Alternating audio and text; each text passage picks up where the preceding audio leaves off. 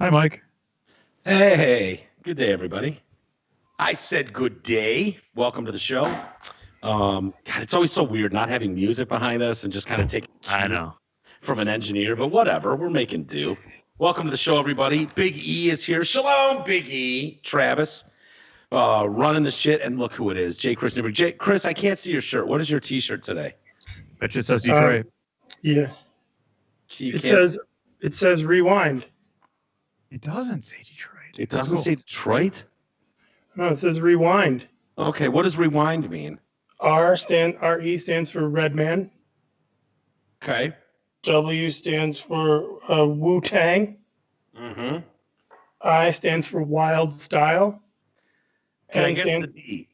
Yeah, Run DMC. yep, and N is Nas. Nas. Okay, That's dude, cool. that's dope. Does T-Roy know that shirt exists? No, but he should. I can get him one if he wants one. Yeah, he's gonna definitely want one of those. Thank you for joining us again, Mr. Newberg. It's good to see you. Are you doing a show later as well? I am. I'm doing a show tonight on the J. Chris Newberg Network, which is this network. And what does that mean? Are you just gonna do songs? You talking? I'm what just gonna do. Well, I'm excited. I find I'm booked back in Kansas City, so comedy's gonna start happening again. So I'm going back to Kansas City in July, and at first I was like, do I play music or whatever? Or is it over it? And then it's like, fuck it. You know, how many more chances am I gonna really have to sit at my table and play cover songs for people who give a fuck? And the answer is Exactly. Yeah. a couple more. So why not? Yeah. Do you? And are people able to donate to that? Yeah, they can always donate. And but you know, honestly, it's like my show. It's so cool if people do, but I don't like get off the stream and go, "Did we make the $19 or what?" You know, it's like I Yeah. do it because it's fun. I noticed some musicians out there are taking like I think Massey's doing it.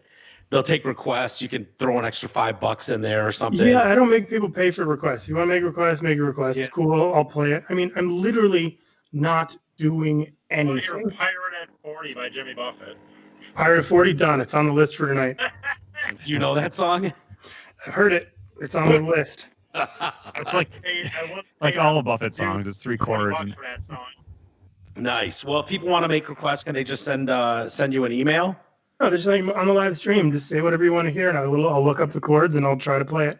I can't Okay. promise. I can't, I promise it's gonna be good. Can't promise it's not gonna be anything other than a good time for me. I can never promise this show's going to be good. You just get in here and you do your best. That's all we can do, right? Yeah, Yeah. How's the weather out there? I'm dealing with 105 here. What's it like in LA right now? I don't know. It's like 80, maybe. It's like I don't know. I can look. It's sunny. I have shorts on. I mean, Good enough. Good enough. And back home in Michigan, I'm always thinking about you guys in the D. What is it like there? I know Trev, you had the boat out. Is it getting to be boat weather? it was boat weather definitely last weekend. We were pushing 90 a few days and mid 80s. It's cooled off a little bit, but it's a good night for hanging out, campfire, that kind of stuff. There you go. Normal Michigan weather right about now, I would say. And of course, this you're time of year. social distancing. You got the masks for all the people that come to your house, right? No, just the 4 of us. That's it. Oh, boy. Okay. Joking. all right. But yeah, for tonight, I Um, think it's just the 4 of us. Well, most people in the country are not focused on coronavirus right now. We're all worried about George Floyd, the tragic death of George Floyd. And I'm sure you guys have paid some attention to that, seen what's going on in the Twin Cities, Minneapolis area, St. Paul, Minnesota, and whatnot. National Guard being called in for the death of this young man. Have you guys been following the news at all regarding this? Yeah. I mean, it's kind of hard not to. I know. It's always weird when a story like this grabs the national attention because this event took place a week ago and you can just see it. It's like, oh shit, this is going to be the next Michael Brown. This is going to be it. You can see it unfolding, and you just hate to see the 3 days of riots because you know what's coming next. You know, people are going to call them thugs like the president did, and then it's going to be turn into a race thing. It's already turned into a race thing. I don't know. It's a sad story. It's a hard video to look at. We've all seen it. Cop kneeling on George Floyd, and for 8, 9 minutes, 10 minutes that video is.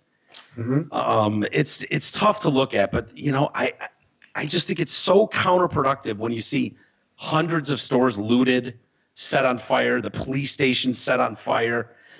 I just don't, it's not going to help. That's never going to help the looting. And I know people try to make, excuses for it. Oh, this shows you how angry people are. I'm like, yeah, but you're just not going to grab the rest of the country and go, yeah, torch the police station. Because it's never worked, and I don't think it ever will. Now that National Guard's been sent in, they're bitching because they haven't been really given orders. They're just there to protect things, and I can't say I'm shocked, but it's troubling to watch. They other states are now protesting. New York has protests going on. Ohio, California, Colorado. Shots were fired at the state capitol in Denver, where hundreds were marching to demand justice. And I don't know. I guess I would argue I don't think justice is what's being demanded. They want this motherfucker lynched. This cop is what they want. So, you know what I mean? And that's where it gets tricky, because I don't think any of us want to live in a system where it's like, I saw enough. I've seen everything I need to see. Throw him in jail and throw away the key. And maybe that's where this comes to, where maybe that's the outcome in the end. But I don't know yet. I wasn't there. So before we just go throwing people away and taking away people's right to a fair trial or whatnot, that said, the video was very disturbing to watch. I'll give you that. And I don't know why, but I have a feeling we'll learn more as this goes on. Don't you think we'll learn more about this cop who apparently had 18 violations called in against him? How does a cop stay on the beat with 18 civil rights violations called against him? Gosh, I don't know, man. I mean, all I know is that, it's not an all I know scenario. It's just like, okay, I can't look at this from any other perspective than my own. I'm a white dude, super white dude. Super white. Yeah. And I have you're very, what? You're alt-white. You're extreme white. I'm the whitest of the white. Best believe I'm the whitest. And I find it just so fucking disturbing and so horrible. It's like, they got the prosecutor said it's not going to be swift justice, which to me means they are praying he died from some other reason. They're praying to God that he died for predetermined causes or whatever. But you said though, I don't think that'll fly. I don't think that'll fly though with people. It's it's so amazing. If you ever the real question is, if you want to talk about conspiracy theory bullshit, if you want to talk about that, I compare this situation to, and maybe it's a terrible thing to do, but I remember when I was in the hospital for my heart thing a million years ago, 2014, and I got near the end of my thing. They were like, well, you're going to need this medicine, this medicine, this medicine, this medicine, this medicine. It was 14, 15 medicines. I'm like, all right, that's cool, but I don't have insurance. And this medicine's $700, and this medicine's $300, and this medicine's $19. And I can't afford all of this medicine. So, anyways, yeah, so it's then I tell her, I'm like, I don't have insurance. So she goes, oh, well, all you need is this one. And I'm like, oh, yeah, no, that's so fucked up, really? Bullshit. But it's this thing, if you want to talk about perspective, you have the coronavirus, this pandemic where everyone's killing everyone and everything's whatever. And if you look at the news today and yesterday, nothing about it. Nothing. Doesn't that tell you something? Yeah, it tells you so much shit, but I don't know what it is. Well, it tells you that the people that are doing the news, first off, don't give a shit about that story. It's today on an all-new episode of The News, there's a plot twist. Yeah. And so coronavirus was the story. That's been the storyline that we've all been watching. And then it's ooh, something else happened. Plot twist on The News. And then they're all bringing it to you it's, and we've seen this play out with Freddie Gray. Mm-hmm. We've seen this play out with Michael Brown. And I said it then and I'll say it now. It's one thing to have the cameras descend on your little town, and while they're listening to us, we're doing our Black Lives Matter march, and they're calling us protesters, even though we look like rioters. They're calling us protesters, and they're on our side. They're not. They don't give a shit about you. They don't give a shit about your cause. The more trouble you cause in your own city, the better, as far as the media is concerned. That's a simple fact. Michael Brown was tragic. That scenario, that situation was a tragic event in American history, and it'll be in history books going forward. What did we learn from this? Well, the takeaway was when it wasn't as news popular an event anymore to cover, CNN, MSN, Fox News, they just leave. And then you're left to deal with the ruins of that city. That city's destroyed in Ferguson, Missouri. It's a shit show. It's worse than it was before. Who gives a shit? Go ahead, by show of hands, who gives a shit what's going on in Ferguson, Missouri? Certainly not all the people that pretended to care. They want as many riots and flipped cars and broken windows and looted stores as possible.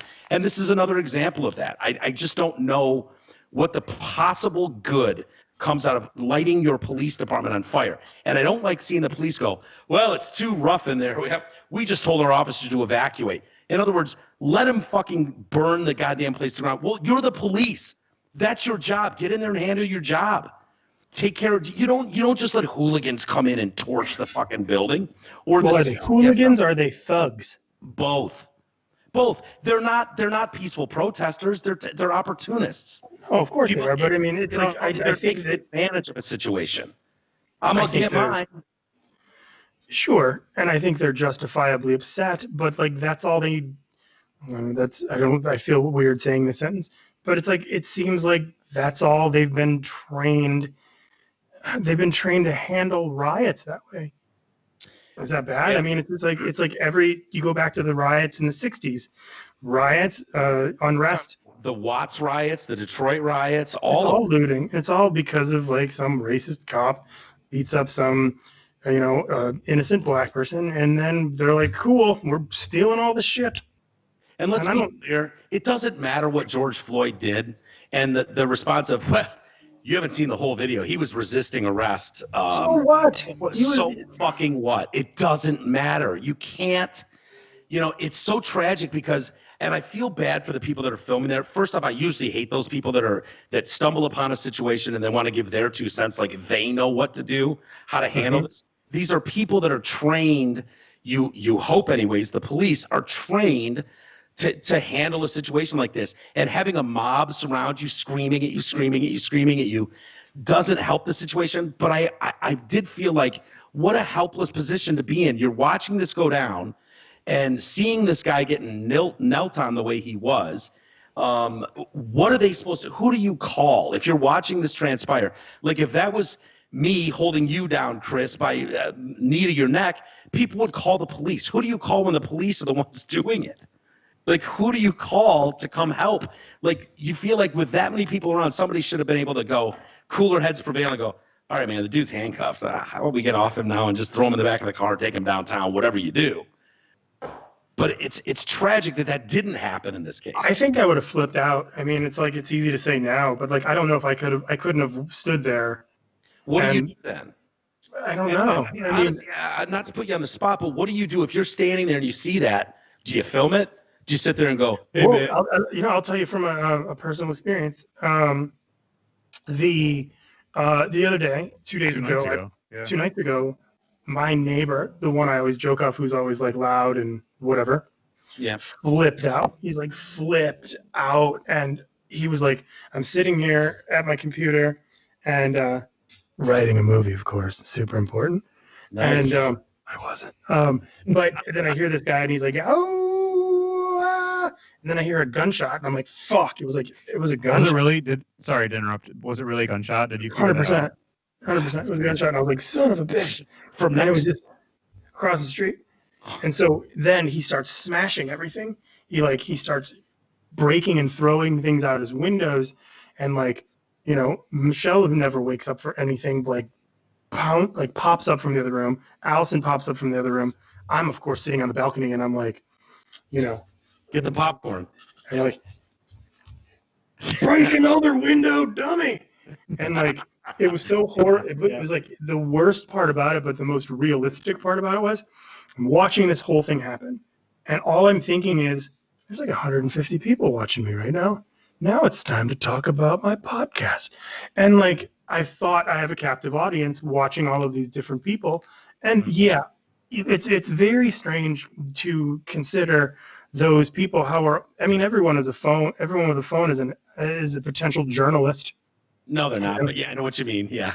Right. But it's like, As I far stood as there, reaching the masses with a news story, you're right. Yeah. I stood there for 15 minutes. You know what I mean? 15 minutes. I said, and I think that's how long the video was. Yeah. And I watched, and like nothing happened, and he was arrested, and the police came in, and they removed the gun from his apartment, and he was taken in without incident. But hell yeah, it was that dude. And then it's so funny because you had people like commenting, and they're like, "Hold the camera steady, dumbass." Yeah. Can't see all the chaos. Holy I'm like, I'm trying to duck and also get views.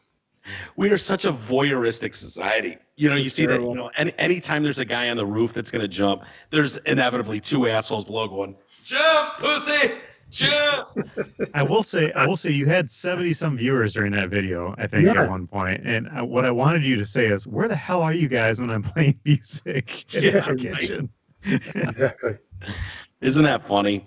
It is funny. It's just so funny, like the things that like people tune into that watch. It's like, you know, it's just so funny. You never fucking know. But Yeah. I haven't been able to get on board with. And Eric, I saw your post. I thought it was great, and I mean, I've seen a bunch of posts about it.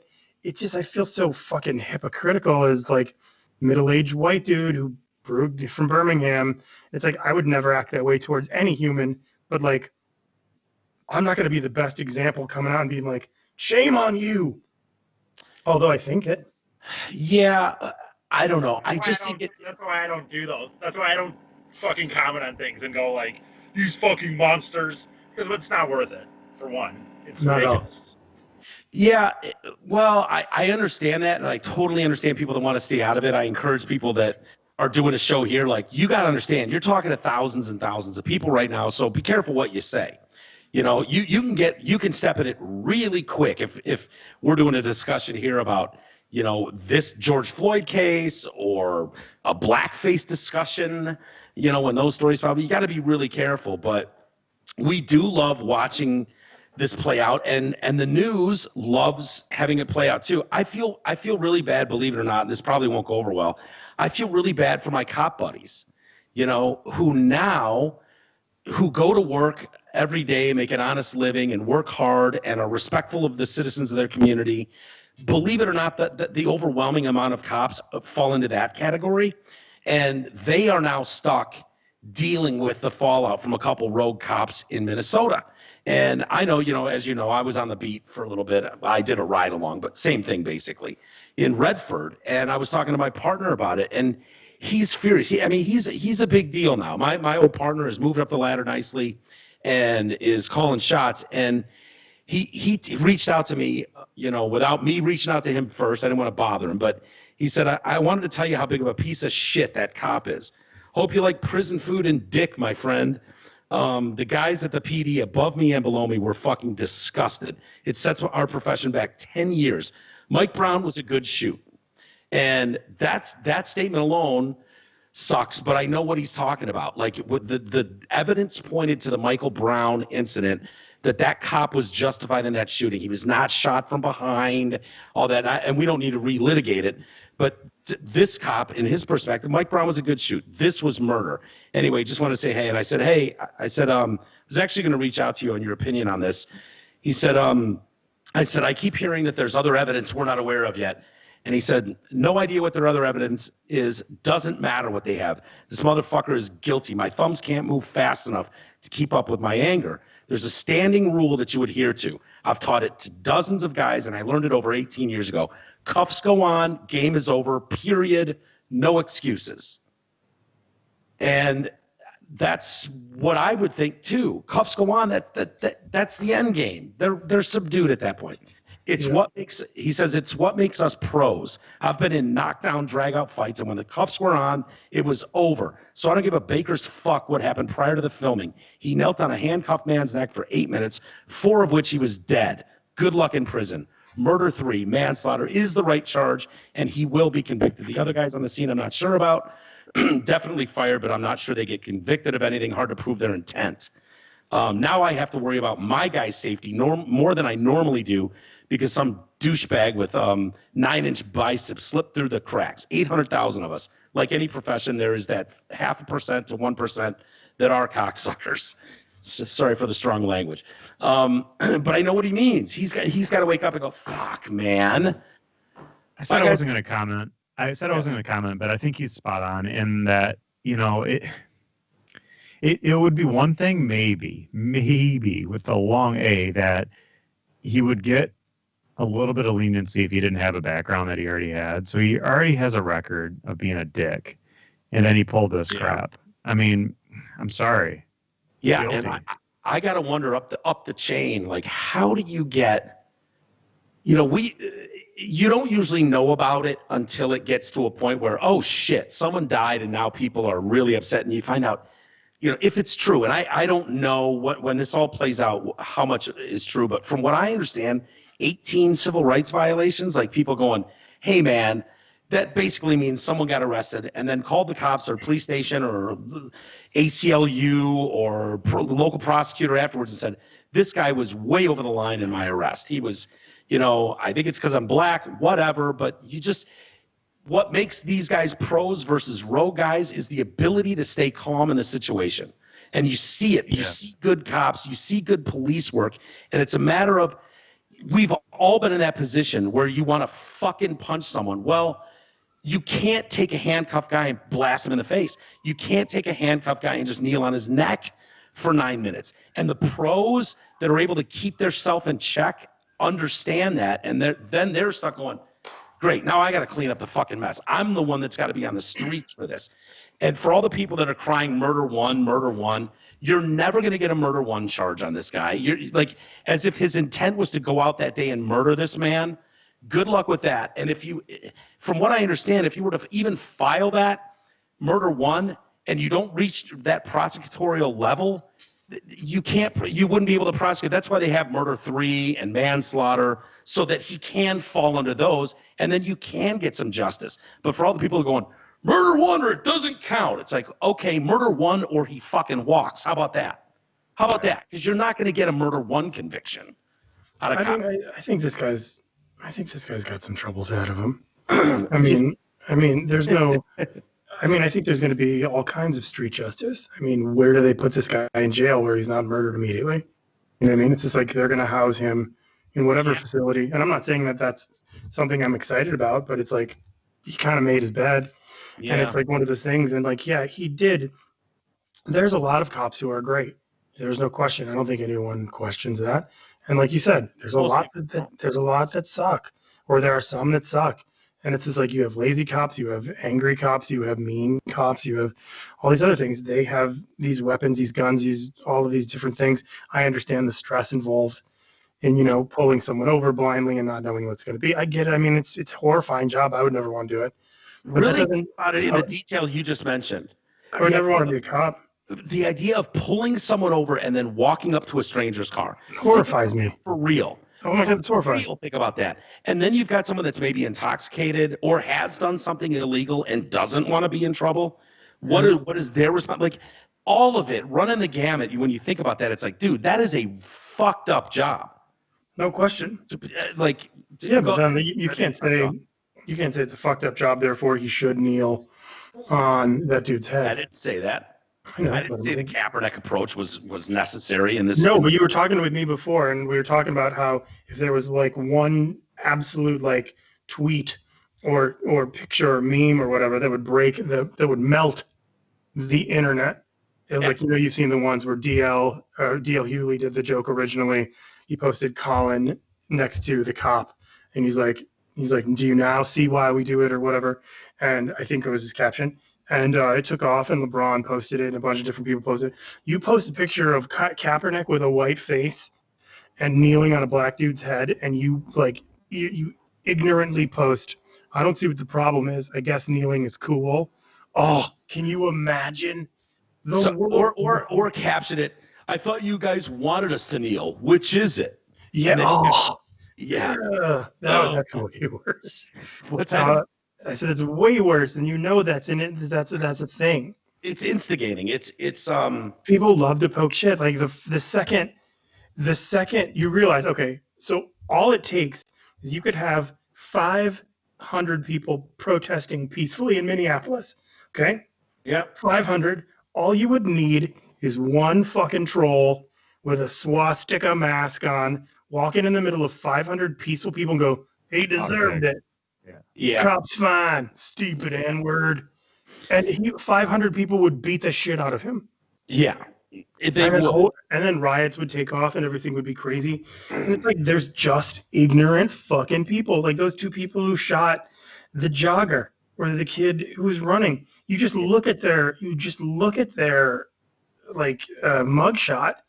And you're just like, what fucking scene of deliverance do these fucking idiots come from?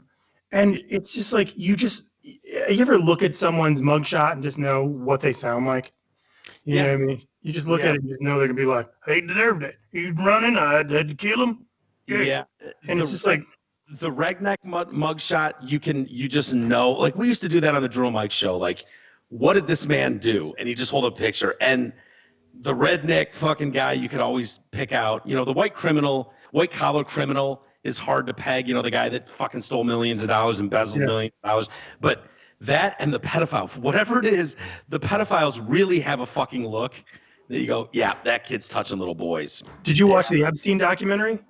You know what? It's multiple parts, right? It's a short 4. Okay, I watched the first one, part 1.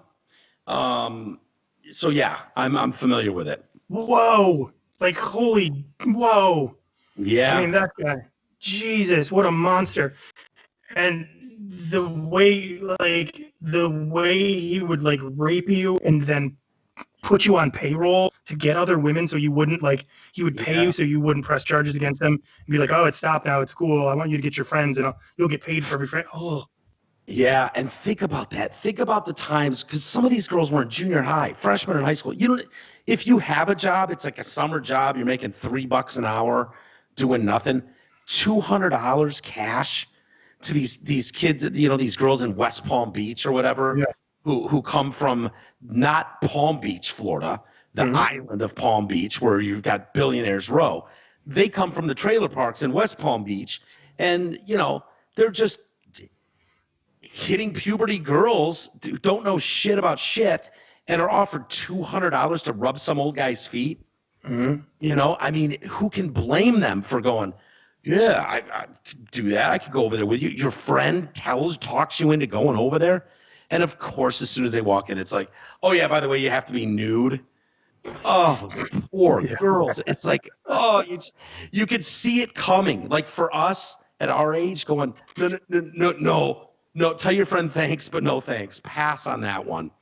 Do you think for a second, more is coming out, and I haven't gotten to this part in the documentary yet. It's called, what are they calling it? Jeffrey Epstein, billionaire something. But there's a new book too that accuses Clinton of fucking Ghislaine Maxwell. Okay. And people have often wondered, like, why Bill Clinton admits to 4 times being on that jet, Lolita Express jet, and at his New York townhouse. But that's it, man. I never did nothing else. That's it. And it's like, yeah, Bill, I don't believe you. Sorry. Right. There's only one reason you would be hanging out with this dude. And apparently they're denying it. They're denying that he ever was hooking up with Ghislaine Maxwell or whatever. What do you think personally?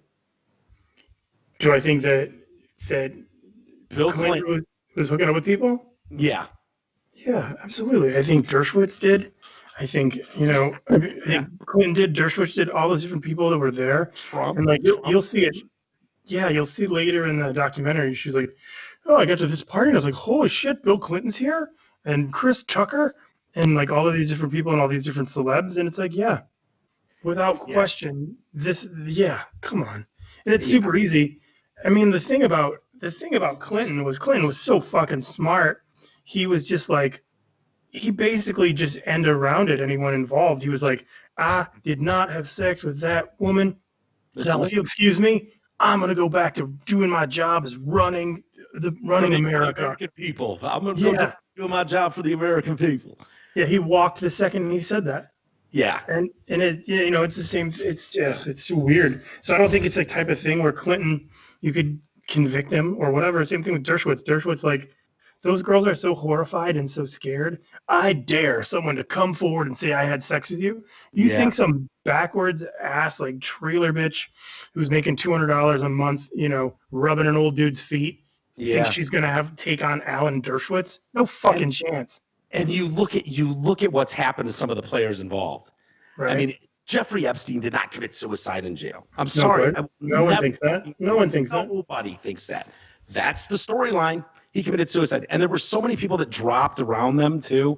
I don't think for a second Prince Andrew wasn't fucking underage girls there. He I for don't- sure was. For sure. There's no reason. And then his excuse of, well, why were you at his apartment long after he was a convicted pedophile? Why were you at his apartment? Well, I wanted to end the friendship, but I thought it was the respectful thing to do was to do it in person. So I stayed at his townhouse with him for 4 days to tell him that I couldn't be friends with him anymore. That's why there's pictures of him walking around Central. Like, if you're so bold as to throw that out as your reasoning and excuse or for why you're in photos, like, fuck off, dude.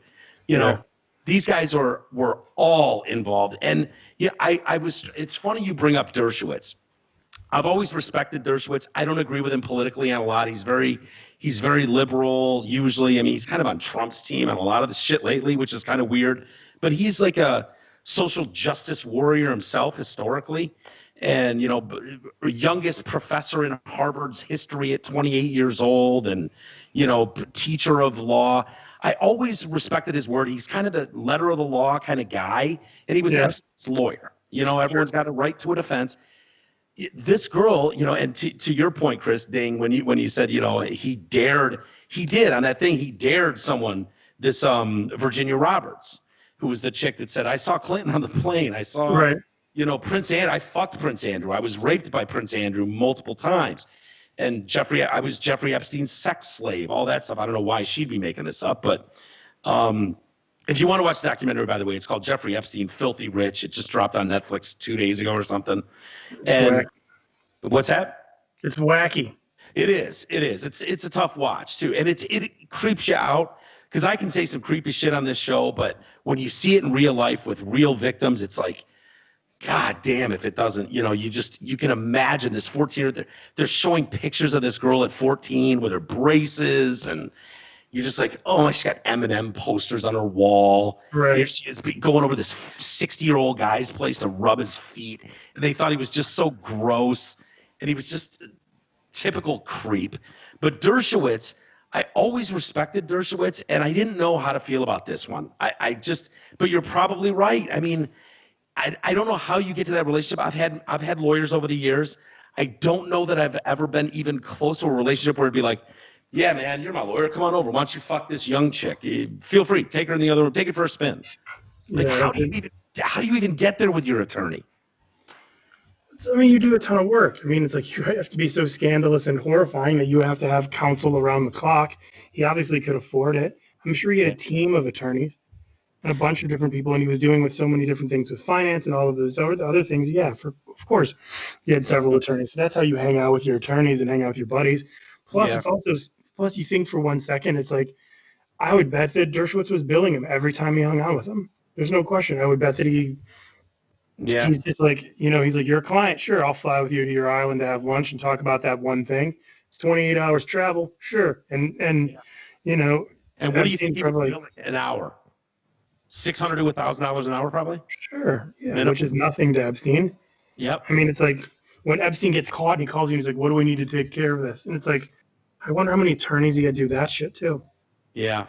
Well, he was on this documentary, Dershowitz, and said, I challenge Virginia Roberts to come on your show, look in the camera and say the following words. I accuse Alan Dershowitz of having had sex with me on 6 or 7 occasions. She has never been willing to accuse me in public. So please accuse me on this show. I challenge you.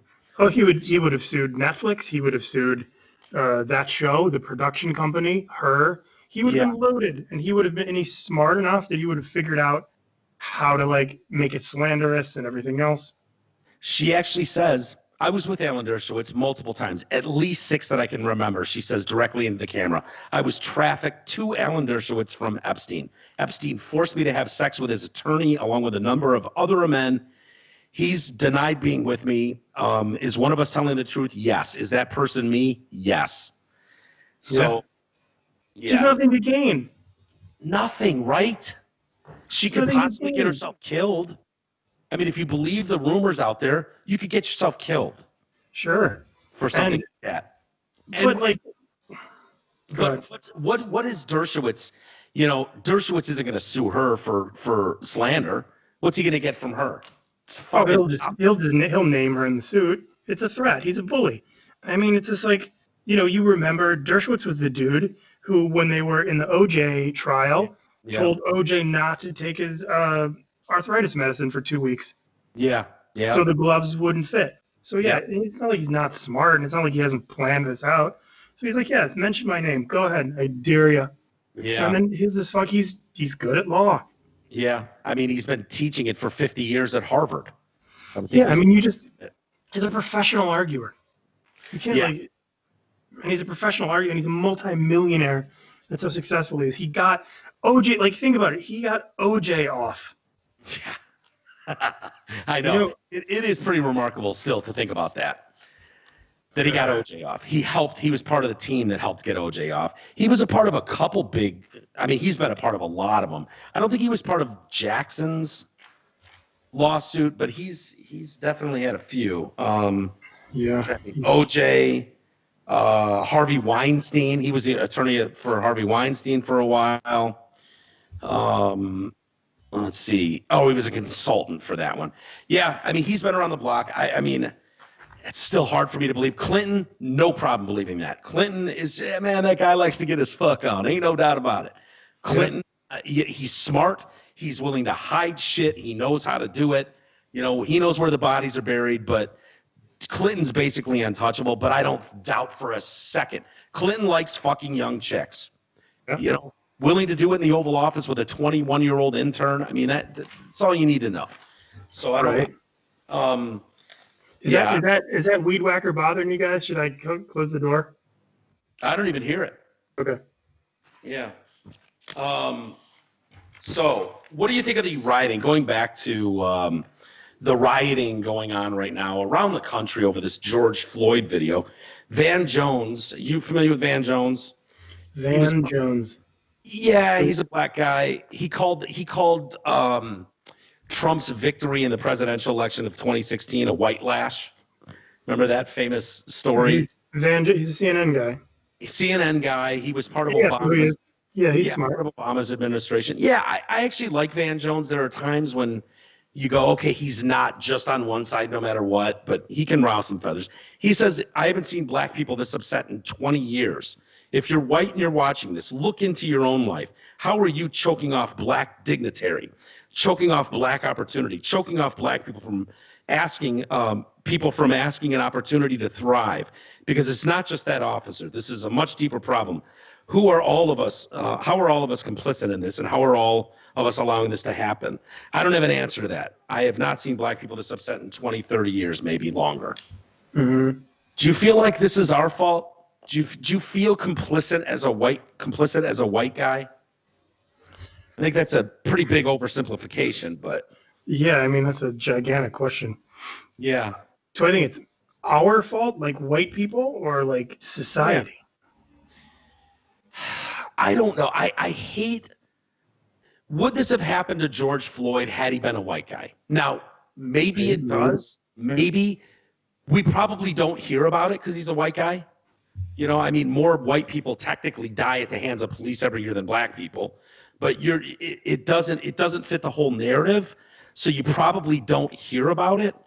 Well, you don't hear about things that are common, like as far as like you just hear about, you don't hear about a white cop pulling over a black motorist when the black motorist was speeding, and the white cop was like, "Hey, here's a ticket.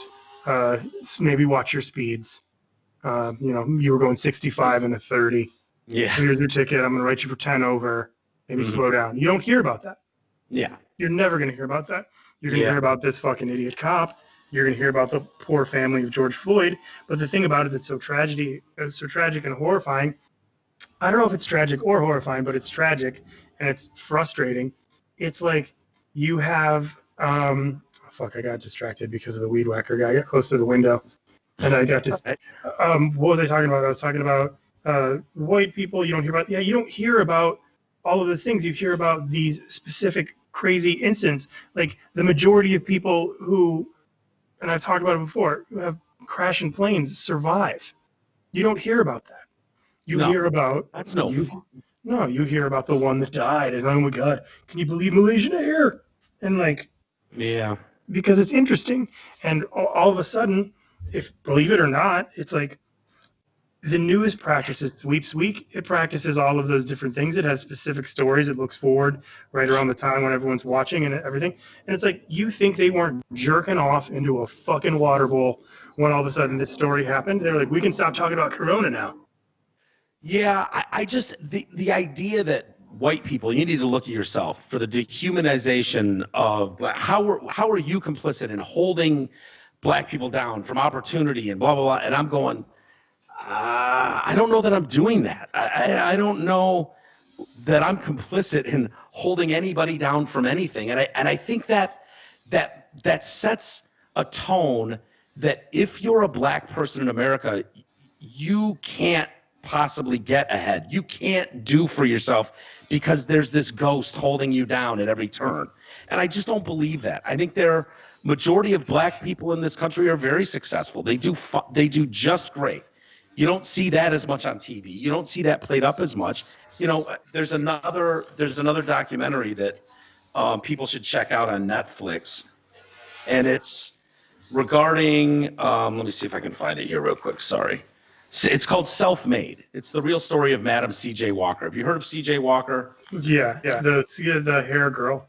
Yes, she. You know, I mean, you're talking about a girl who's first generation out of slavery. Her parents were enslaved, lived on a plantation, and became America's first woman of color millionaire. And she did that in the 1860s, man. Yeah. Which tells you, you know what? Think about the potential roadblocks that this woman faced and went, this is America, man. I can do anything I want, and just did it. Just did it. And I look at stories like that. It's like, that's the reality, though. You don't need to be a prisoner to CNN going, well, I guess you can't get ahead in life because you're black. Well, you know, they're just, all the white men are holding you down. Can't do your thing. I mean, I don't know if that's something like I even feel I'm not saying that I'm afraid to talk about it, but it's something that I can't connect with. Yeah. Like it's a tough subject. How can I relate to the oppression of the African American people? I can't. I mean, I see the logic in your point and what you're saying, but I mean, it's like one of those things where it's like, do you remember when Harvey Weinstein was getting his ass handed to him? And all of a sudden, Matt Damon comes out and he goes, hey, man, well, maybe he's whatever. And they were like, canceled.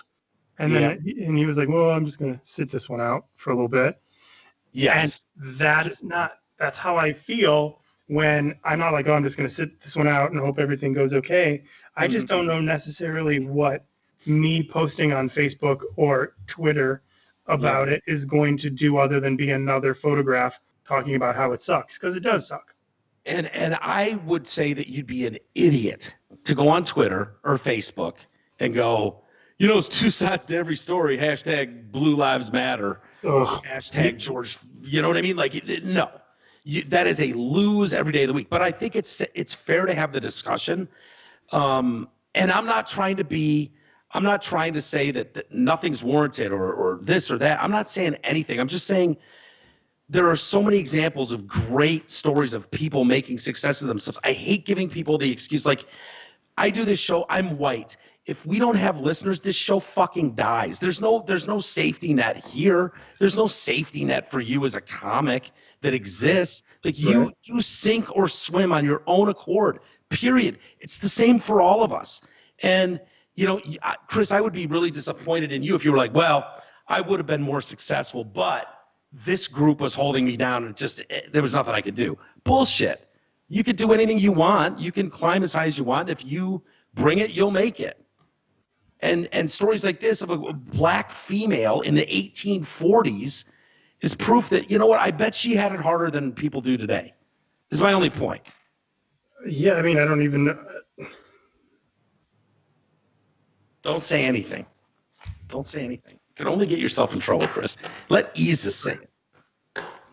Right. What's up, Isis? You're awfully quiet over there. Well, I mean, dude, yes, people are held down. That's not a fake thing, dude. Like, No, I understand some people are held down. I just don't like the blanket overall statement. but he's not talking to individual people. He's making a blank statement about a whole situation. He said, ask yourself, white people, what you're Well, doing. he's not talking to every single person. I mean, he's a public figure making a public. Yeah, but I think he's a public figure making a public statement. Yeah. Probably. Well, it doesn't matter because thankfully Madonna's come on board to save us all from racism. Yes. Which I think is, thank God. You know, wouldn't it be nice to be like, oh, remember when we had racism? Thank God that's done. Yeah, it went away with AIDS. Yeah, AIDS. It went away with AIDS because we were over it. Well, did you see the video Madonna posted of her son? Yeah. This is was this one of the ones she took from wherever? And wasn't she one of the original ones, like going to Africa and just like coming home with a couple kids? Wasn't she the original Africa kid grabber? Yes, I think Madonna was, and then other people followed suit. Angelina Jolie obviously went and took half a dozen or something for herself, but Sure. I think Madonna, and now those kids are like growing up. I think this kid's like 15 or something now, and his name's Banda. He's 14. His name's Banda, and she shared a clip of her adopted son David Banda dancing to Michael Jackson, which she posted. Now this is in tribute to George Floyd, and she captioned it, and then we'll play the video for you if you've got it there, Trev. Brutal murder travels around the world. My son David dances to honor and pay tribute to George and his family and all acts of racism and discrimination that happen in a daily basis. So wait, so she's showing this video of him dancing to honor all acts of racism and discrimination that happen. It's a tribute. It's a tribute. It's a tribute to racism that happens.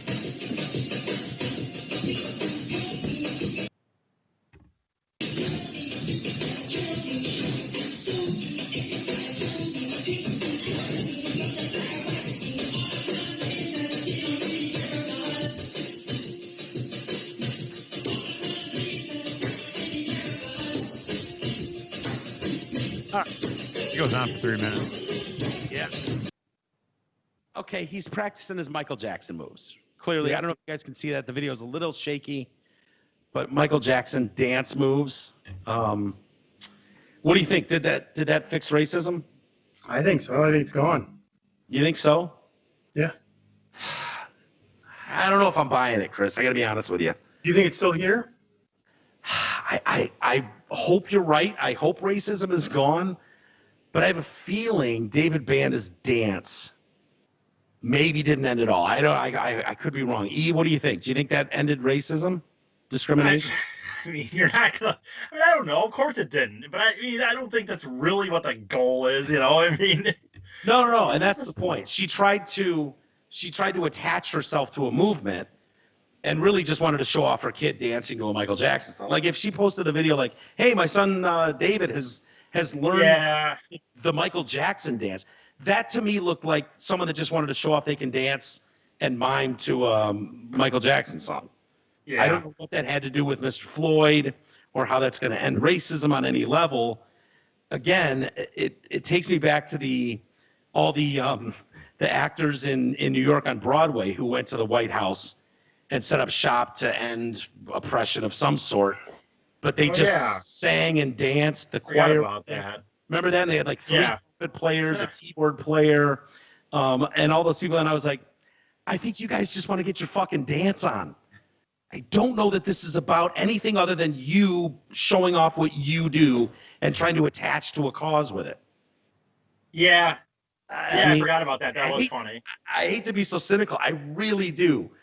But, I don't know if did David make Madonna film that? Like, I'm going to help end racism today with this new dance. Well, I mean, again, she didn't say in the thing she was ending racism. It was just a tribute to racism, I guess. So I mean, that's not what she said she was trying to do. But Madonna, hold on, Isis. Before you say another, Madonna mocked over her tribute to George Floyd as she posts video of her son David dancing away racism. Man, that's what she. What was?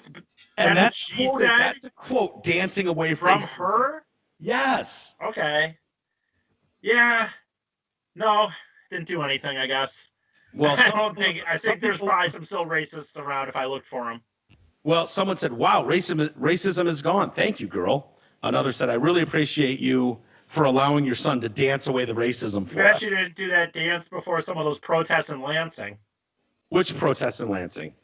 When they were doing the all of them. All of them? Yeah, everyone. With the rebel flags. Because I'm sure those people would have thrown those rebel flags away had they seen this dance. But although they probably would not have been following Madonna with better late than never. Better late than never. Would you give him that? Sure. I'm not gonna say anything bad about a black person now. I was going to, but you were going to, but now you won't. I was gonna go out and yell at a bunch of people because of the riots, but now I'm done. Just black ones. Just black ones, right? Okay. Right. But you're not now. No. You're cured of that. Yeah. You're never gonna say any form of the N-word. No. Even if you put the H on the end of it. I mean, do you as a white person feel that you kind of want to say it? No, ever? Not really. I will say this. I will say that I have, when I'm in my car listening to music, I will sing along to songs. But I do not have the pointy. But in any bring up the NWA defense. I love it. No. But in any other form of context, I've never felt the need to say it. No, not in any way. Was that something that was in your household? Because I definitely had friends where parents would liberally throw that word around, and it always freaked me the fuck out because it was never uttered in my house. Yeah. That word, like, my parents grew up hippies in the 60s in San Francisco. Like, the idea of racism or even saying the N word would have been like, whoa, back up, son, in my house. It just would not have been tolerated on any level. But I don't know, were Mike and Fran, were they liberal N-word? No, they were not anti the N-word. Travis, your family, Chris. I don't even think say they were anti N-word is to insinuate there was even a situation that it came up. You just didn't. Yeah. I mean, there wasn't like they had to come to me one day and say, Eric, we don't say the N-word. No, but if you're watching the news with your parents one night, there are fathers in America be like, goddamn N-words can't. This is what you get. No. This is what you get. Like, that sentence would never have been uttered in my house, ever. Chris, you had a rougher upbringing. Some people go, "Oh, Birmingham, yeah, easy for you." You had a slightly turbulent childhood. I think that's safe to say. Was that anything you ever dealt with? The use of the word? Not necessarily the word, but just overall racism around you growing up. I mean, my grandmother raised me. She was insanely racist, but she never used that word. Like, she was like, I'm not racist, but those blacks. And those blacks, she didn't need to use it. She could just say those two words. Everybody's grandma's racist. And it's because you were taught to be. Yeah. And my grandpa would call them Canadians. That's funny. I mean, it's it's funny because it's like, it's so overwhelmingly racist. It's just like, oh, that's funny. Yeah. It's just like there was my uncle. Do you remember that television show? It was an alien show called The V. Yes. Yes, I remember that show. We talked about that not long ago. My grandfather, when he was alive, called them V's. And I was just like, what the fuck are you doing? Isn't that crazy? It is. And it's just one of those things where it's like, these are people who, just unfortunately, the people who are committing these situations are just people who weren't able to educate themselves or differentiate from right and wrong. I mean, it's just like my grandma, every time she had an opportunity, would say something polarizing about black people. Her experience was she was best friends with a woman in her court system. And then the woman, and like, been over her house. I hung out. We were there for Christmases. Like, they were best friends. And then she was sued by that woman for racism. So at that moment, every other ethnicity on the planet was the other ethnicity. And so she would raise me with all this stuff. And it was like, but me, instead of going, she's right, fuck them, shotgun. I'm like, well, that's sad that she thinks that. I'm going to educate myself so I don't happen to act or think like that. And I never have. And I have friends who are of other ethnicities, and we bust each other's balls, but it's just like, there's certain things to stay away from. Dude, if we could have had a camera rolling when me, you, and Raj and Michelle were rolling around that day on our way to Travis's boat, by the way. We were going out on Travis's yacht. Who's white? What's that? Travis is white. Allegedly. Yes, he is. No, but do you remember that when the four of us were driving there? The conversation we got into? I mean, you know, he's brown. We shouldn't be able to have those conversations, but Raj is we fucked around the whole time. It's funny. Yeah. It's weird. Russell uses it all the time. Does he? Yeah, and he's with his black security. I'm like, all the time.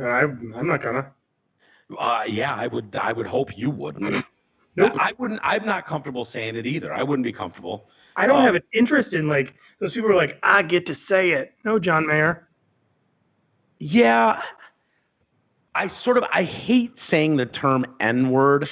It's kind of like the Chris or the Louis C.K. bit. Like, no, you say it. You wanted to say it on the news. Don't say N-word and make me think of the word. We all know the word you're saying. Have the balls to fucking say it yourself if you're going to do the story. You know, I always say Newberg. Newberg, is that what you say? Goddamn Newbergs. Newberg's ruling this country. I get pissed off at Madonna too because she'll make a post like that. Oh my God, racism, you know, blah blah. We're trying to end racism and let David dance. But then she'll say fuck the police, and I'm like, Madonna, you know, of all people, you know, who are you going to call if you get into some sort of trouble, Madonna? Who are the people that guard you 24 hours a day? They're the police. Yeah. The police get you to and from the venue every single night you perform. The police are outside your gated community anytime there's any ruffle or disturbance in the community. They're the ones you call. They're the ones that have been there for you probably countless times through your professional career. The idea that you would just, with your platform, send a blanket statement, fuck the police. You know, I get it when NWA did it, but Madonna, stop it. All right. Yeah. You know?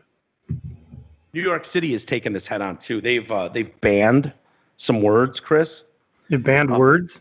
Yes, which is great. You know, I'm kind of a First Amendment guy myself, but I think this might be good. New York City's become the first major U.S. city to outlaw the use of terms such as alien and illegal when referring to immigrants in local legal documentation. The terms will now be replaced with non-citizen. New York City Council passed the bill on Thursday. It will get rid of terms like alien, illegal immigration, and illegal migrant from local news, rules, orders, city documents, and other materials. Those who supported the legislation said the terms were used to dehumanize people and praised the decision to remove them at a time when they claim the White House is engaging in racist rhetoric. No human being is illegal, said City Council Speaker Corey Johnson. I don't know if that's necessarily true. Yeah. You know, I can point to a lot of citizens that are illegal. Legislation was sponsored by the Queen City Councilman Francisco Moya, who said it is not a question of political correctness, but that the terms were outdated. Immigrant, anchor baby was one they used for a while. That's outmoded as well. You can't say that one anymore. You can't say anchor baby when referring to an illegal alien? No, I don't think you say gator bait anymore. Well, we should replace these. We should replace these with politically correct terms that make this okay. Okay, what do you got? Can you do better than non-citizen? Almost citizens. Wannabe citizens. Wannabe citizens? Wish I were born here. The wish I were born here community. Okay. Yeah. I know there's one, they were calling them they took our jobs. Job takers seems it could be derogatory. No, they took our jobs. I think it's a play on the South Park thing. Border bouncers? Border bouncers is out. Well, I mean, is the point to go more racist or less racist? I think less. Okay. I think my point is, just like we've seen with the evolution of retard over the years, no offense, that word, it's just like, okay, you can replace it as many times as you want. People are going to find a way to make it politically incorrect to use the term non-citizen. Right. Goddamn non-citizens. You know what I mean? They're just going to adopt that now. I mean, if you've got that intent, I often said, call them whatever you want. You call them fucking bananas. Call them pillows.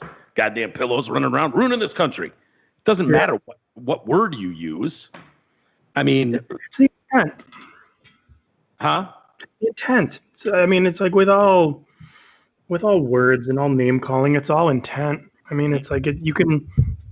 I was like, you've seen people be like, "My nigga," you know what I mean? Black person to a black person, it's affectionate. Yeah. But if you have a white person scream, "Get out of here, you this," that's like that's intent. So it's the same word, different thing, but it's obviously there's enough hostility and poison surrounding it. That, I mean, if you're a brain and you're a white person, let it go. Just shut up. Yeah. You're not going to say it. It's something that it's a word chosen by them for them, not chosen by them. Horrible mistake. Wow. I said horrible mistake. Wow. Horrible mistake. I made a mistake. Goodbye. Yeah. I totally fucked up. Dumb. It's a word that it's like there's no word in another language that has as much hip factor and poison to it. Mm-hmm.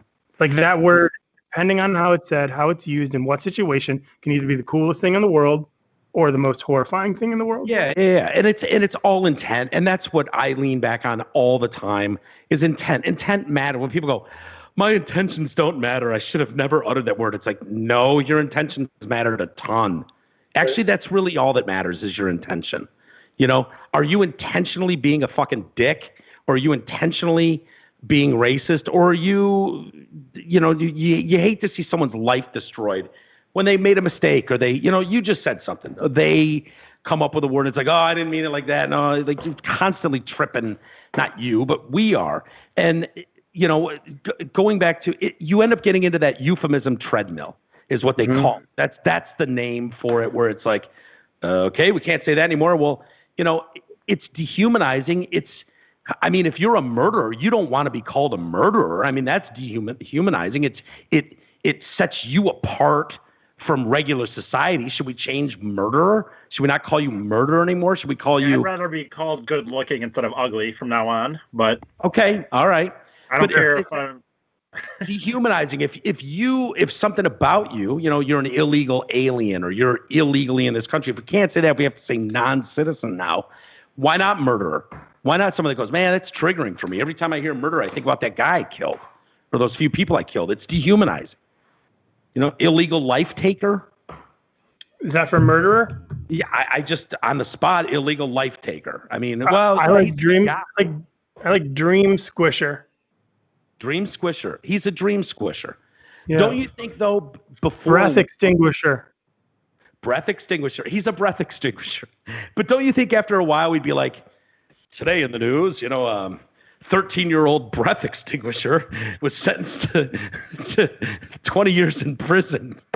It would just be like, we would just turn murderer into breath extinguisher, and then that would be dehumanizing. And I know this because of the euphemism treadmill we've seen with retard really set the stage, if you remember. Such a weird sentence. Retard really set the stage. It did. And I'll tell you why. It originates back to 1480, between 1480 and 1490. This is a life lesson for you, pay attention. It's Latin from the retardere, to loiter, to be slow. And that's gone through a slew of different things. Imbecile, mongoloid, we've seen over the years.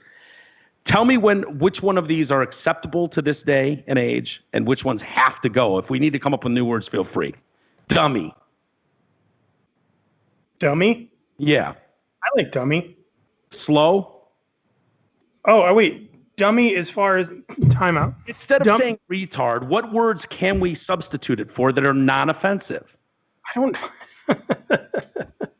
I mean, why can't you say handicapped?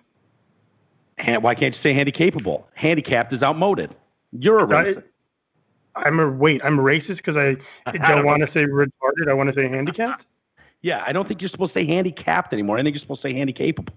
Or can you say challenged? I don't know. I'll give you some terms they've used, and I think most of these are outmoded at this point. Dim, simple, dull, subnormal, backward, defective. I don't want to be called defective. I don't mind. I'm probably defective. You think so? Yeah, I think somewhat defective, but we're all swollen and misguided. If that was how they described you, Chris Newberg. Tell me something about Chris Newberg. Defective. I don't think you'd like that if that's how they blanket. I don't there's so many fucking rules now. I don't care what there's finally been so many rules that it's just like I just genuinely don't care if I'm called a name or like dopey. What if I called you dopey or half-witted, moronic, dumbbell, yo-yo? I think that it's proof that I'm not because I know the definition to all of those words. Societal burden. That's probably true. I'm a comedian. Deviant. Yeah, absolutely. Everybody told me I should have gone to law school. Feeble-minded. Yeah, that was an actual medical term. Yeah, I think it'd be an improvement if I were punching it up to feeble. I believe what they've changed it to, instead of handicapped, handicapable, I believe we're going with intellectual disability now. I believe that is the newest term. Just so you're aware, don't get mad. Don't shoot the messenger. I'm just telling you guys. Who's mad? If you're gonna address someone, don't say handicapped. You're gonna fucking looked at sideways by society. Wait a minute. No, someone with missing two legs isn't intellectually whatever you said. They're not retarded either. Yeah, but they're handy-capable, I guess. I don't know what that has to do with it. I was talking about the mental thing. Sorry. Yeah, well, there are other versions of retardation or handicap-capable people. Well, you're basically intellectually disabled anyways, E, so we'll let it slide. See the way I did that? Yes, I did. You said you're going out performing where, Chris? We'll wrap up here in a moment, but I'm back. I'm coming to Kansas City, Missouri. Comedy Club of Kansas City. Awesome. What are the odds that that's going to go off? And you think that will stand? They're open again. They opened last week. Sam Tripoli's playing there next week, and I think 3-4 weeks from now will be fine. You think? 25% capacity if they can't sell that out. Oh yeah, your own mic. What's that? You bringing your own mic? I am. As soon as Guitar Center opens, I'm gonna go buy one. There you go. I'm not even kidding. Is Guitar Center not open? None of them? No, it's not essential. I guess they're phase 2 in us next week. Next weekend can be. There's one in Sweetwater. No, Sweetwater, the provider, the AV company. Crap you can buy. Yeah. Yeah. I was going to say, why don't you just go to Sweetwater or even Musician's Friend or GuitarCenter.com? You could buy it, have it sent to your house. That's right. I could do that. And then, Trav, I'm going to have to text you because you have to tell me about that other software. Oh, yeah. Are you just going to do normal shit? Are you going to pretend that this isn't happening? Or are you going to... When I go up? Great question. Yeah, that's a great I have a lot of stuff that I think if you don't talk about your experience with it, then it's not real. Yeah. Plus, I think that people want to talk about it. There's not really a lot of other stuff to talk about. You can have... I could probably do 15-minute on masks, and it's just like, there's just a lot of. Well, the other thing though is there's a difference between, to me, like you who are doing it and you're going to be in a club and getting paid. I gotta be honest, like I'm not looking forward to going to an open mic in fucking Detroit at some point and having 20 comics get up and all tell their fucking stories about what they did during COVID. So yeah, I'm gonna mix it up. I think that some of the stuff that I used before is gone forever, though. Yeah, I really do, yeah. But I'm not upset at all because with the album releasing, it's just like I have to cook all of the material on all of those anyway. Right. I'll probably play gum for a little bit longer, but other than that, it's like you and Travis have listened to the new album probably 1 million times because Travis 1,000,005. 1,000,005. I know every joke, every inflection, every laugh in the audience. Yeah. Thanks, Tim. Great? Isn't that great? Dude, this is my thing. People are like, oh, that Cliff Notes Theater. You're like, No, Cliff Notes Theater is not funny after you've heard it 8,000 times and you recorded it and had to do 50 takes. To be clear, and not just because Chris is here, not because just Chris is here with us. I laugh every time. Jennifer's like, "What are you laughing at?" Like, I'm just working on Chris's album. It's hilarious after 1,005 times. I'm not just saying that. It's funny stuff. Is there stuff in there that you thought this doesn't work anymore because it won't, because of the way society's changed, the coronavirus, or is it like, this is material I did before that, this is the album, put it out? No, I think it's still connectable and relatable now. But I mean, just as far as like, there's just a lot. I mean, life is temporarily different, and it's like the good comedians are going to be able to farm and mine the good stuff out of it. Yeah. Do you have that's interesting that E brought that up to you, because that leads to some questions I think are fascinating. But have you thought, like, as a comic, okay, I'm going to be in Kansas City in a couple weeks. This is how I'm going to take the stage. This is my opener now. Or is it like, well, I'll figure it out when I walk onto the stage what I'm going to start with? How planned out will you be? Because it's been months since you've been on a stage, really. I think it'll be, I mean, I realized, like, so 2 weeks ago or a week ago, I jokingly did this thing where I got online and I was like, give me any title of a song and I'll make it up. And it was just basically me playing whack-a-mole with ideas. Yeah.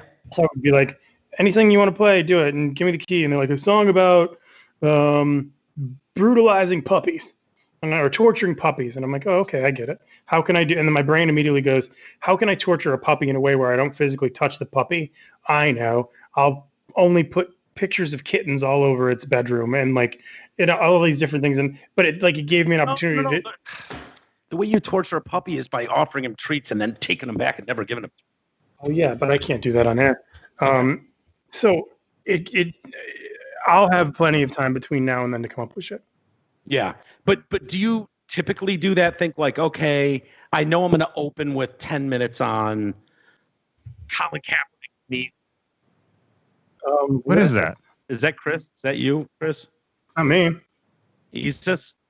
I'm playing anything. I'll take care of it. That's crazy. It's probably Chris. It sounds like X-Files music, doesn't it? Yeah, I mean, like I used to, when I come out, I would always be like, oh, you guys are, you know what? I could probably still do the "You're so brave" for coming out here. So many things could happen. You could, you could get coughed on. You know, you could, you know, yeah. I mean, I could totally go that angle. You know, because comedy. Someone might sneeze in the venue while you're here. I don't care. I mean, like, honestly, I think if you think about it, like, okay, there's an app. If you want to, you should totally get it. If you want to know anything in your city, it's called Citizen, and it's fucking great. And it's all police calls, and it's whatever. So I've got the Citizen app, and it constantly tells you when someone's getting stabbed, random things are going to happen. It tells you everybody who's sick with corona. It tells you if you've been anywhere that's had a testing and a site and everything else. Really? And so, like, that's when I saw that there's 10.5 million people in Los Angeles, 10.5 million. And of the 10.5 million, we've had 40,000 cases and 2,200 deaths. So if you divide 10.5 million by 2,200, it's significantly not a high percentile. So I'm not sitting around going, yeah, I'm never going to get it. Fuck you. I'm just like, I'm realistic about what I'm afraid of. What? So is it Citizen Connect? And it looks like this. It's got like a bat signal. Yeah. Okay, I'm going to get it right now. That sounds interesting. The reason I bring up, and we'll wrap up here, but the reason I bring it up is Vegas is preparing to open back up. Yeah. Sounds like June 4th. That sounds like a disaster waiting to happen, I'll be honest with you. And I'm all for opening shit up. But Vegas, I don't know, man. What do you think? You play Vegas quite often. Here's what they're going to do. Let me tell you what they're planning. So their governor, Steve Sisolak, said casinos could resume business 10 a.m. on January 4th as part of their Phase 2 plan. Number of gaming houses, including all the regulars, the Bellagio, Caesars, MGM Grand, New York, the Signature and Wynn resorts say they plan to welcome back guests on that day. What will the casino experience look like? When it reopens, it will do so at 30% capacity, meaning just 6,000 people will be allowed inside. So like the Bellagio, normally they'd have 20,000 different people coming through their doors on any given day. Of course, the health and safety of our guests and employees was our top priority before, and it will always be our top priority. Isis Do you think Las Vegas casinos' top priority has been, currently is, and will continue to be the safety of people? I mean, top priority. Okay, is it top? I believe most people want to. Yes, I do believe that most people want their employees to be safe. You get caught on words sometimes on this stuff where it's like, is it their? Yeah, I do it. That's what I do. I break shit down. I think their top priority is making money. I think it always has been. I think it always will be. Call me crazy. Of course it is. And they go over the top saying top priority is the safety of customers. No. What are they going to just come out and say it's not? I mean, they got to come out and they're just going to come out and say when they do, I'm going to call it out because their top priority is not the safety of people. Otherwise, they wouldn't let people do drugs in the place like they do, bang hookers like they do, get as wasted as they do. It's not the health of the people. It's fucking making money. They're trying to make money. And that's why there's no baseball this year, because the baseball people were like, fuck that. I'm not doing all that shit for no money. Yeah, not for money. Fuck baseball. They do have some, and I don't know if this would protect everybody. The casino is redesigned with social distancing restrictions. So they're going to have plexiglass between you and the other people playing like blackjack. Yeah, and they're going to use different cards. My buddy Mark is a casino hosted. I just sent you a picture on the group chat of everybody. Yeah. Everybody should have it. Yeah, I've seen what it looks like, I think. Yeah, that's him. He's like, I go, what is that? And he goes, that's Nobu preparing for whatever. I'm like, yeah, what is it? And he goes, no. He's like, that's in one of our computer rooms. He's like, everything is crazy here. And I said, do you think serious about that picture? That looks like a NASA picture or something. Fuck yeah, it does. What are we looking at, Chris? I mean, I don't know if you can hold it up. You're just looking at I said to him, I go, where is that from? And he said, it's from the casino. I said, what part? And he said, Nobu, LOL. But he said, let's see, Mark's great. He's the main, like one of the main hosts at Caesar's Palace. I met him when I moved there or when I did stuff. So he knows, he's always in Vegas. I said, what's Vegas? I said, should we come out this weekend or is it going to suck? He goes, it's going to suck for a while. What are you thinking? I'm like, the 4th, maybe? He goes, yeah, I don't know. He goes, probably a shit show. I'd wait. And then I go, why, what's up? And he goes, imagine a few weeks. He goes, I imagine in a few weeks we'll throw out all this safety shit, like the windows and the partitions, et cetera, and we'll be back to normal. He goes, but in the interim, he goes, it's going to look like a petri dish. And I'm like, okay. I'm like, what is open? Are bars open? And he wrote, the list of things opened in Caesar's Palace are Old Homestead, which is a restaurant, Starbucks, which is Starbucks, Vista Bar, and Monte Cristo, which are both like Denny's type places, Lobby Bar, and Venus Pool. But the pool is only allowed to be like quarter capacity. Yeah. And it's just like they can't have those crazy parties anymore. He's just like, he said it looks like an abduction. He's like, that's one of their computer rooms. Wow. Yeah, I don't know. I don't know that I'd be scared. They're talking about doing like giving, if you want, you can have a squirt of hand sanitizer between hands. Like if you're playing blackjack, they're going to clean the dice between rollers. So if you're on a roll and you're rolling, they're not going to clean the dice, but you crap out, the next guy gets the dice, they're going to clean the dice. I would think just throw them away. Throw the fucking, why do we need to do this little clean thing? You're Vegas, for Christ's sake. You don't have 5 billion decks of cards. Just do a deck, throw it away. Do a dice set, throw it away. But whatever. Yeah. For customers to stay at hotels along the strip, a walk-through thermal camera will take their temperature. If they don't have a fever, they'll be allowed into their reserved rooms. Bellagio's famous fountains will be turned on, and its conservatory will be open. The pool, hair salon, fitness center will also be open. They've laid out several policies. The Reno Gazette-Journal reports the casinos must have their occupancy cut by at least half.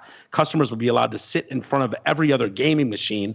So if you're just playing the slots, there will be an empty one next to you. There's usually an empty one next to you. All employees will have to wear masks. Guests will be required as well, including in hair salons and elevators. So that's where you get me. One thing I know about Vegas, people smoke at the tables and people drink like fish. Like, you got a mask on. How the hell, what, are you going to lift it up every 4 seconds to hit your cigarette and take a drink of your cocktail? Like, I mean, I get it. In theory, they have to do something, but how do you really do that in Vegas? I mean, it's, I don't know. Also, I just sent you guys a picture and with a caption that I just saw on a friend's Instagram thing. And if you think for one fucking, like, that's not the most disgusting fucking thing, then that's just funny. And someone posts that. That's crazy. That's fucking It's insane. Moron. What? Just when you think George Floyd died with purpose. Yeah, dude, that's fucking crazy. That's just someone. As an idiot. Has no connection to anything, doesn't feel like, I don't know that these two clowns are bad people, but they have no empathy for the movement at all. And I know I lack a lot of empathy. It sounds like a lot, but I do empathize with a lot of these situations. People. But for these guys, that's not helping. The picture you sent us is a couple guys who are going to be fired. These people will be fired now from their jobs. You guys see? Is it close up? Yep. There you go. Hold on. It's fucking gross. Yeah. And it would be worse. The only thing worse would be what you said, Chris, and that's to superimpose the cop space onto. But I was joking, and that person is real. But going back to Vegas, because Vegas was fun to talk about. I'm sorry, I just saw that and I was distracted. No. Back to Vegas. Vegas, it's like you go to Vegas to make bad decisions. You don't go to Vegas to follow orders. I know. Isn't that the best part about Vegas? It's like, I mean, that really was the thing. What happens in Vegas stays in Vegas. I know it's a cliche statement, but there's really kind of some truth to it. I've seen some horrific behavior in Vegas. Yeah. And it's applauded in Vegas. They don't give a fuck. They don't give a fuck. It's an adult. It's Disney World for adults is what it is. Take the kids to Disneyland if you want. You go to Vegas. It's an adult playground and if you have a little bit of money, you can be fucking off the charts nuts insane in Vegas. And they will look the other way. They will. It's mob. It's like mob mentality still. So that's why I laugh at stuff like this. And you're right. What are they supposed to say? We don't really care. But it's like, I know anybody that's been to Vegas knows they look the other way when hookers are all over the place. The idea that you're going to clean dice and fucking. They're not. But it's like you go there like. You go to Vegas as a trucker to raw dog a hooker because your wife in Maryland is a bitch. Yeah. You go to Vegas to like steal money from your company and spend it while you're drunk. You gamble and you do all this craziness. You're not going to be there. There's not going to be one person who's like, all right, I just embezzled $200,000 from my company. I'm going to Vegas, but I'm going to social distance and I'm going to squirt. Nope. I mean, I saw people running in and out of Target with masks on, so I kind of thought to myself, like, you're really legit in Target with shopping carts full of, flat screen TVs, but I still have my mask on at least. Like, yeah. Are you talking about the looters? Yeah. Okay. So I don't know. I'm just saying. They looted that Target. That Target was looted so hard. All they could do was try to bust into the ATM machines with hammers.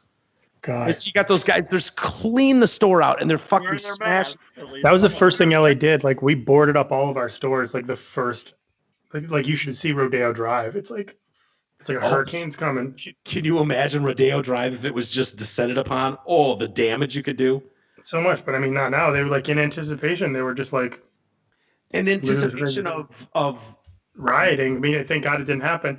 I don't think Garcetti did a bad job. I mean, I know we're wrapping up. I don't think Garcetti did a bad job. He inconvenienced a lot of people, but he did it right. We have really low numbers. And probably low numbers. Are you talking about in response to the George Floyd thing? They boarded up or because of? Oh, no. They did because of the virus. Okay. I mean, they marched on a bunch of freeways here off 101. Okay. Wanted to reopen earlier and not being allowed? No, they marched on the freeways for George Floyd. As far as like the boarding up, they anticipated people. Like when the first thing happened, it was just like, oh, no one's ever going to have toilet paper. We're never going outside. They're going to kill our restaurants. So they board everything up. Yeah. But, I think we're starting to see the light. Yeah, no doubt about it. It's around here. G and I went golfing yesterday. Great.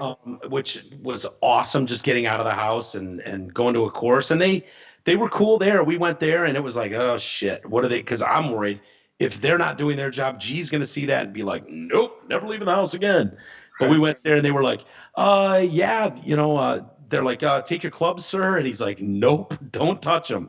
And they're like, no problem. We were on the practice tee and the guy's like, hey, we can send you off now. There's another couple up here if we could pair you with. And she's like, nope. And they're like, no problem. Go off as a twosome. And so we didn't really see anybody the whole day. I mean, occasionally you'd see another group up ahead of you or something, but behind you. But they were really accommodating and understanding to the way things need to be, I guess. Sure. Anyway, why don't we kill it there? I All just thought it was funny to bring up the Vegas thing, like, because I feel Bummer, like, man. I want to go to dude, Vegas. that's an adult playground. Nobody's Same. got germs and I know I want to go. like that. It's just funny. Oh yeah, our concern is the public health. Yeah, okay, whatever.